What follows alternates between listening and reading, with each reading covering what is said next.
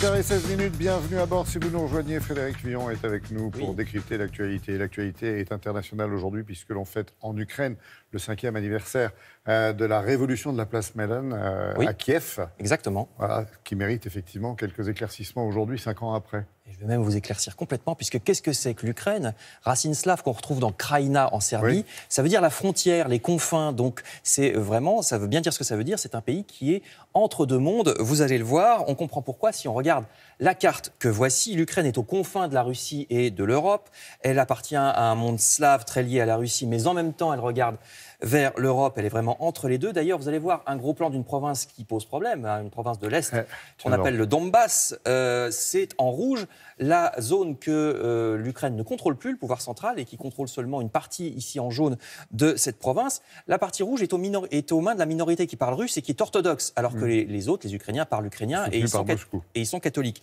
Donc il y a vraiment, oui, c'est une partie qui est soutenue par Moscou. Donc l'Ukraine est vraiment une frontière. Vous voyez, on le revoit ici, tout à droite, en vert clair, c'est cette fameuse province du Donbass. Et puis il y a aussi en bleu la Crimée. La Crimée qui, elle aussi, a été subtilisée par la Russie en 2014 à l'Ukraine et qui était, elle aussi, peuplée essentiellement de russophones. Mais enfin, ce n'est pas une raison. Vous savez que la Russie a été condamnée par la plupart des pays du monde pour cette annexion. Alors tout ça nous amène aux événements de ces dernières années, pas seulement les 5 ans jour pour jour de la révolte de la place Maïdan. D'ailleurs, je devrais dire la révolte de Maïdan, parce que Maïdan, ça veut dire place.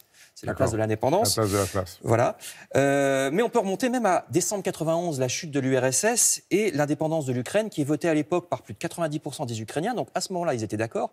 Mais ça n'a pas duré. Il y a des particularités en Ukraine qui font que c'est pas très stable. D'abord, voyez ce monsieur, c'est que l'Ukraine, pendant longtemps, a été gouvernée par les apparatchiks du monde soviétique. Ça, c'est Leonid Kouchma qui reste président et Premier ministre jusqu'en 2005. Vous vous rendez compte? Jusqu'en 2005, c'est le dirigeant principal de l'Ukraine. Et il faut attendre ce qu'on appelle la révolution orange, le 21 novembre 2004, il y a exactement 14 ans, ça aussi c'était un 21 novembre, la révolution orange pour que l'Ukraine bouge enfin et refuse le successeur désigné de Leonid Kouchma, qui était aussi un apparatchik pro-russe, qui s'appelait Yanukovych, qui était élu sans doute suite à des fraudes, mais donc les manifestations refusent cette élection et c'est ce monsieur, c'est un pro-occidental, donc l'inverse, qui est élu à la place. Et lui, c'est Viktor Yushchenko. Vous vous rappelez son visage très marqué parce qu'on pense qu'il a été empoisonné peut-être par les Russes. Donc lui, c'est un pro-occidental avec une première ministre, elle aussi pro-occidentale, la célèbre Yulia Tymoshenko et sa non moins célèbre tresse.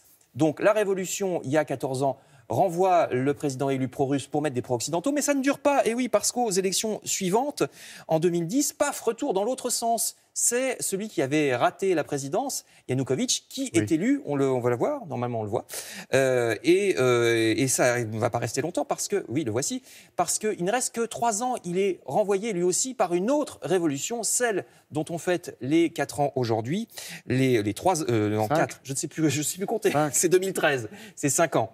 Le 21 novembre 2013, la révolution de Maïdan, la place de l'indépendance à Kiev, ça fait 5, j'ai fait un baccé, dites donc. Non, c'est vrai en plus. Et donc, on n'a rien dit. C'est moi qui le dis. Donc vous voyez que l'Ukraine n'est pas très stable.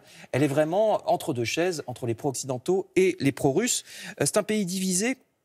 Et le paysage politique, tout comme la population, reste tellement divisé qu'on est toujours au bord de la guerre depuis 5 ans. Donc, que ce soit en Crimée, par exemple, la Crimée qui, de fait, est rattachée à la Russie, même si la plupart des pays du monde ne le reconnaissent pas, que ce soit aussi dans l'est de l'Ukraine, le Donbass dont je vous ai parlé tout à l'heure, il y a vraiment des combats sporadiques, quelques milliers de morts tout de même depuis ces années.